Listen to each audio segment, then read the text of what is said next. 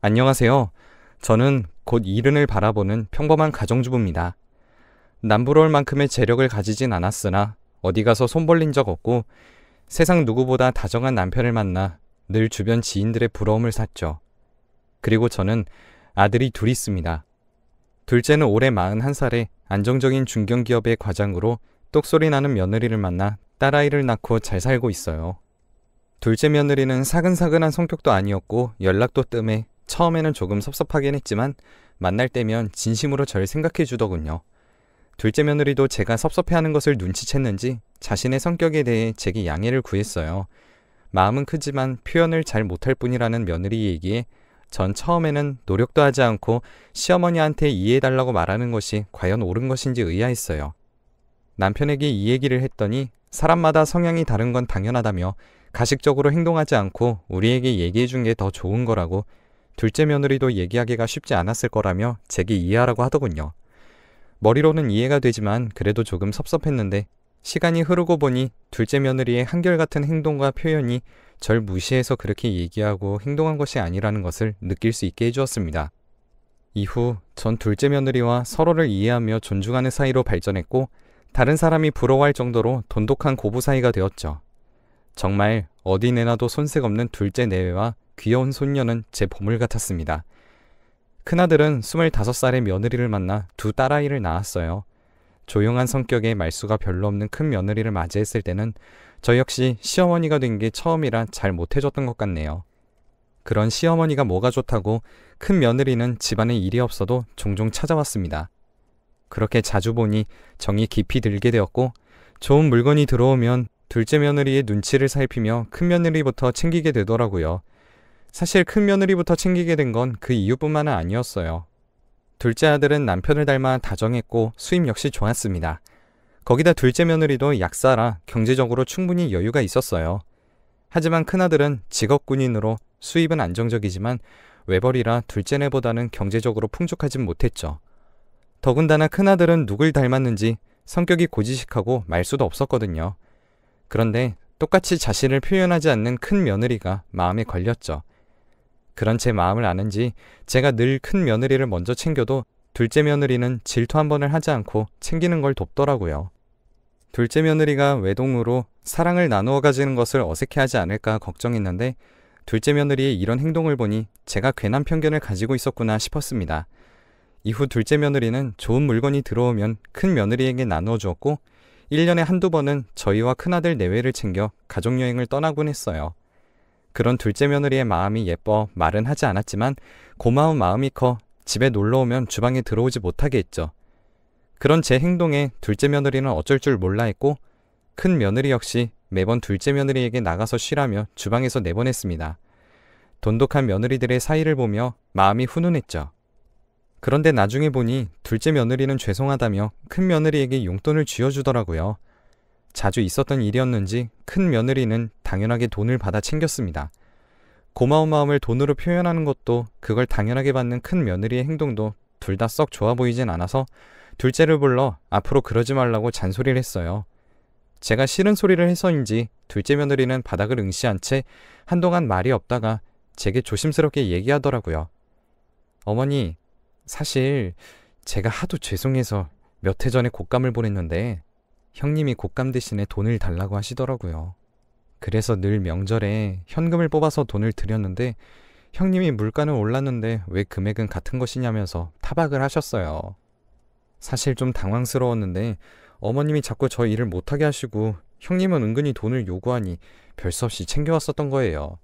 라며 제게 하소연을 하였고 큰 며느리에게는 티를 내지 말라고 부탁을 하더군요. 저는 너무 당황스러워서 우선 알겠다며 둘째 며느리를 보냈고 남편에게도 말을 하지 못한 채 며칠을 고민했어요. 둘째 며느리 얘기를 들어보니 큰 며느리의 못된 심보가 마음에 들진 않았지만 한편으로는 큰아들이 얼마나 짜게 굴었으면 둘째 며느리에게 그렇게라도 돈을 받아 비상금으로 모았을까 싶어서 짠한 마음이 들기도 하더라고요. 하지만 동서지간에 돈을 주고받고 하는 것이 전 영 마음에 차지 않았고 마침 돌아오는 남편 생일에 틀어진 일을 바로잡겠다 다짐을 했죠.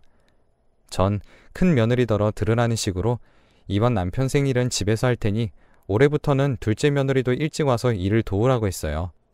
큰 며느리는 당황하면서 둘째 며느리가 집안일도 서툴고 직장도 다니니 지금처럼 자신이 절 돕겠다고 하더라고요. 속이 뻔히 들여다보여서 한 소리일까 싶었지만 그렇게 되면 이른 게 들통날 수 있어 둘째 며느리도 이제 음식을 배울 때가 되었으니 더는 이 일로 왈가왈부하지 말라고 선을 그었습니다. 이내 큰 며느리는 알겠다고 자신의 의견을 물렀고 그렇게 남편의 생일이 다가왔어요. 이른 시간에 둘째 며느리는 고기며 생선을 바리바리 싸들고 와 음식 준비를 돕기 시작했죠.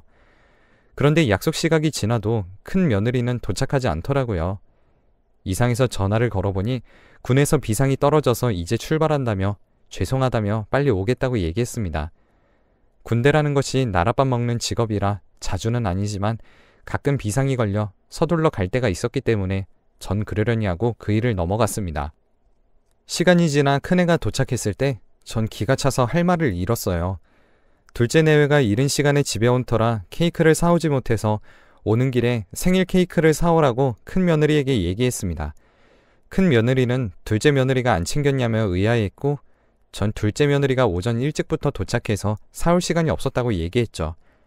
제 얘기에 알겠다던 큰 며느리는 빵집이 아닌 마트에서 파는 냉동으로 된 케이크를 봉지에 담아 들고 집으로 들어왔네요. 그 전부터 둘째 아들은 늦게 오는 큰아들을 좋지 않게 생각했는데 봉투에 담긴 케이크를 보자 싫은 소리를 하더라고요. 형은 돈 벌어서 어디 갔어? 아니, 아버지 생신이잖아. 고급스러운 선물을 바라시는 것도 아니고 비싼 물건을 바라시는 것도 아니잖아. 케이크 그거 하나 길에 널린 빵집에서 제대로 된 케이크 하나 사오는 게 그리 아까워서 마트에서 파는 냉동 케이크를 사오는 게 말이 돼?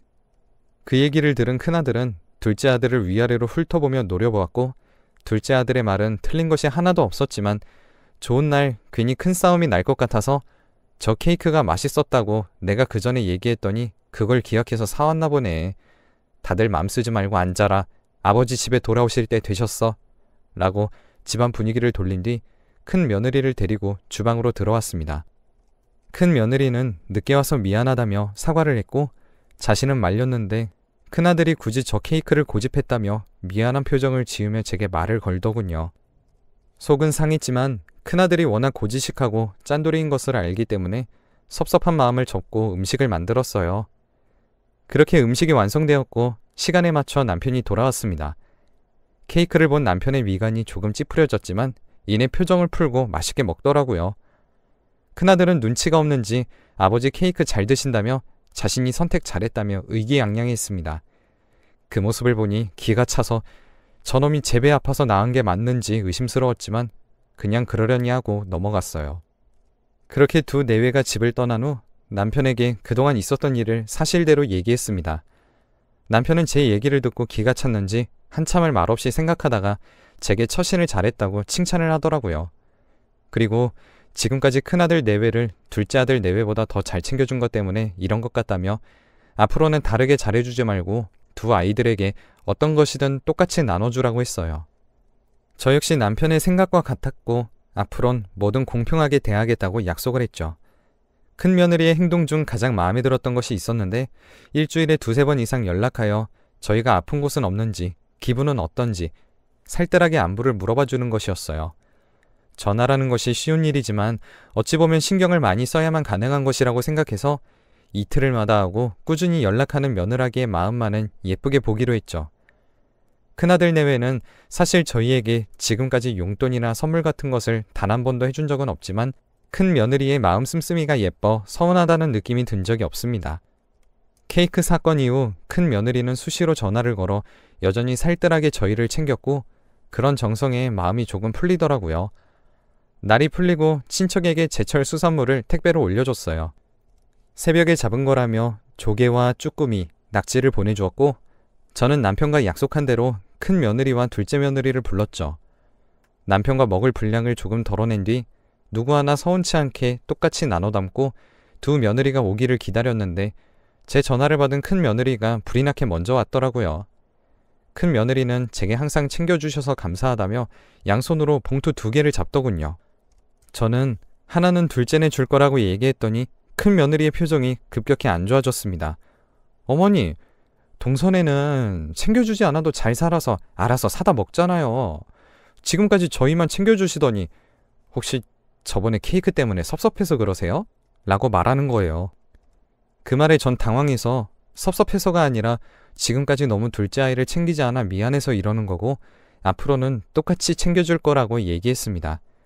큰애는 알겠다면서 냉랭하게 자리를 떴고 저는 당황해서 한동안 멍하니 텔레비전만 바라보았어요.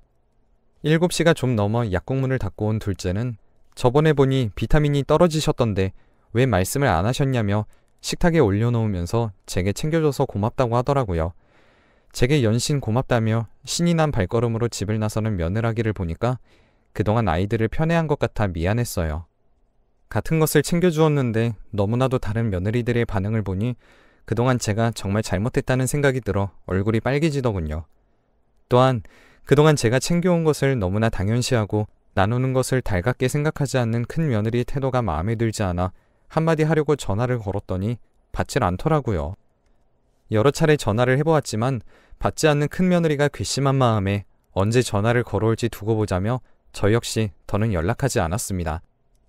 하루가 지나고 점심이 다 되어서야 큰애의 전화가 왔어요. 큰 며느리는 어제 주신 수산물이 너무 맛있었다며 큰아들과 오랜만에 술잔을 기울이다가 과음을 해서 이제야 확인했다며 핑계를 대더군요. 큰아들은 술을 좋아하지만 다음날 출근을 해야 하는 날이면 절대 취하지 않을 정도로만 마시는 걸 제가 누구보다 잘 알고 있었는데 큰 며느리는 제게 아들과 술을 너무 많이 마셨다며 말도 안 되는 핑계를 눈 하나 깜빡거리지 않고 대고 있었죠. 전 기가 차서 잘 들어갔는지 물어보려 연락했다고 속 아플 텐데 어서 해장하라며 전화를 끊었습니다. 이후 하루가 멀다 하고 전화를 하던 큰 며느리는 언제 그랬냐는 듯이 연락이 뜸해지더니 이내 한 달에 한두 번 정도 연락을 하더라고요. 둘째 며느리는 제가 찾지 않는 이상 연락하진 않았지만 만났을 때 행동이나 마음 씀씀이가 늘 진실하였는데 큰 며느리의 바뀐 행동을 보니 지금까지 저희에게 무언가를 바라고 연락하고 신경 쓰는 척했구나 싶어 몹시 괘씸했습니다. 괘씸한 마음에 병이 난 것인지 평소에 건강엔 자신이 있었는데 어느 순간부터 이유 없이 오한이 들면서 기력이 없고 모든 것이 귀찮아졌어요. 남편은 절 보면서 병원을 다녀오자며 다그쳤고 그 성화에 못 이겨 병원을 가보았지만 별다른 이상은 없었습니다. 딱히 아픈 곳이 없는데도 시름시름 앓으니 무슨 일이냐고 제게 재차 물었고 제 얘기를 들은 남편은 한참을 말없이 앉아있더라고요. 그러더니 진작 자신에게 얘기하지 그랬냐면서 절 다독여 주었고 돌아오는 명절에 아이들을 불러 재산 문제에 관해 선을 그어야겠다고 얘기하더군요. 그렇게 시간이 한참 지나 명절이 다가왔고 늘 일찍 오던 큰 아들네는 점심시간이 다 되어서야 도착을 했습니다. 전 별다른 말 없이 며느리들과 음식을 만들었고 다음날 평소와 다르지 않은 명절상을 올린 후 아이들에게 할 말이 있다며 자리에 앉아보라 얘기했어요. 남편은 아이들을 모아둔 자리에서 저희가 이제 나이가 있으니 시간이 더 지나기 전에 재산을 정리해두겠다며 자기 생각은 변함없으니 자신의 말에 토를 달지 말라고 못을 박더군요. 재산 정리 얘기가 나오니 그동안 시큰둥한 모습을 일관하던 큰 며느리는 반색하며 아이고 우리 부모님 이렇게 정정하신데 재산 정리를 얘기하셔요? 그냥 그런 거 생각 마시고 건강만 하셔요 하며 말리는 척을 하더라고요. 하지만 전 순간 큰 며느리의 얼굴에 스쳐 지나간 미소를 보고 말았네요. 남편은 자식들에게 손을 내밀거나 그러진 않을 거라며 저희가 사는 주택은 저희가 다 쓰고 갈 테니 집은 탐내지 말라고 얘기했고 그 얘기에는 두 아들 내외도 동의하더라고요. 남편은 예전 시아버지에게 물려받은 선산 3개와 꽤 넓은 과수원을 가지고 있었는데 그 땅이 노른자 땅이라는 얘기를 듣곤 했어요. 큰아들은 당연히 남은 재산의 대다수를 자신이 물려받을 거라 짐작을 하고 있는 것처럼 보였고 둘째 아들은 형이 욕심이 많은 것을 알고 있기에 어느 정도 재산에 대해서 포기하고 있었던 것 같더라고요. 남편은 선산 중 가장 값이 나가는 산 하나를 큰아들 명의로 넘겨줄 것이고 둘째네에게 과수원을 줄 것이라고 얘기했습니다. 그 얘기에 큰아들은 자신이 장남인데 산 하나 먹고 떨어지라고 얘기하는 것이냐며 남편에게 대들었고 큰 며느리는 너무하시다며 아들 편을 들고 나섰어요. 그러더니 둘째 아들에게 소리치며 대체 어떤 수작을 부렸길래 아버지가 자신의 몫을 너한테 주냐며 미친 듯이 날뛰더군요. 그 모습을 본 둘째 아들은 화가 나 큰아들에게 화를 냈고 전 그런 아들들을 보니 자식을 잘못 키운 것 같아 한탄스러웠어요. 둘째 아들을 뜯어말리던 둘째 며느리는 제 모습을 보더니 말리는 것을 그만두고 황급하게 절 안방으로 데리고 들어왔습니다. 그리고는 명절인데 좋지 않은 모습을 보여드려 죄송하다며 사과를 하더라고요. 전 간신히 마음을 추스렸는데 갑자기 방문을 열고 큰 며느리가 들어오더라고요. 큰 며느리는 제 앞에 앉더니 과수원은 넘겨주겠다면서 나머지 선산 2개는 자신들이 가지겠다고 통보를 하더라고요.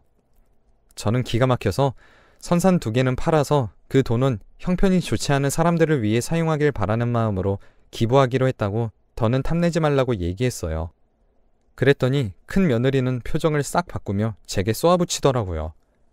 어머니, 지금껏 저한테 해주신 게 뭐 있다고 재산도 안 주신대요? 처음 결혼했을 때 저한테 말도 못되게 하시고 밀어내시다가 둘째네 들어오니까 이미지 관리하신다고 그제서야 저 챙기는 척을 하셨잖아요. 그리고 제가 어머니 도와서 음식 도와주는 게 미안해서 동서가 돈 몇 푼 제게 찔러주는 것도 아까워하신 거 모를 줄 알았어요? 그래서 동서 보고 돈 주지 말라고 하신 거 제가 모를 줄 알았냐고요.